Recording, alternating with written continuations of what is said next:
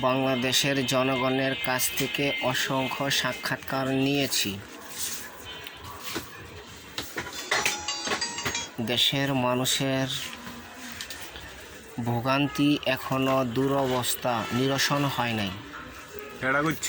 অসংখ্য ব্যক্তিবর্গ বাংলাদেশ রাষ্ট্রে জ্ঞানী এবং বুদ্ধিজীবী জুলাইয়ে যে সমস্ত বাটপাররা অধিকারের নামে আন্দোলন করেছিল, সে আন্দোলনের রূপ নিয়েছে গণ অভ্যুত্থান।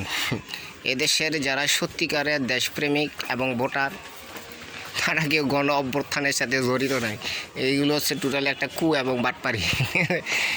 রাষ্ট্রের সকল জ্ঞানী এবং বুদ্ধিজীবীরা চায়ের দোকানে বসে হাসে আর কথা বলে যে সারা আমাদের বাংলাদেশটা এখন বাটপারদের কাছে জিম্বি।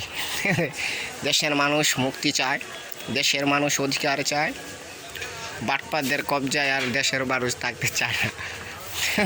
দেশের দুরবস্থা কখনো নিরসন হয় না। দেশের মানুষ তার নিজের কর্মধারায় নিজেকে উন্নত করে।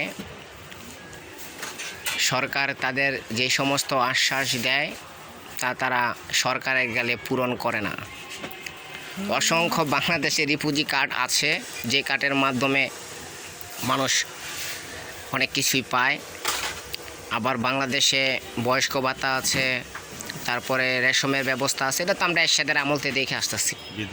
বিধবা ভাতা আসে, কিন্তু বাটপাররা এই সংস্থাতে যারা আছে সব টাকা গভর্নমেন্টের তাদের অ্যাকাউন্টে নিয়ে তারপরে রাষ্ট্রের টাকা পয়সা সব গ্রাস করে। কেউ পায়, কেউ পায় না, কেউ পায়, কেউ পায় না।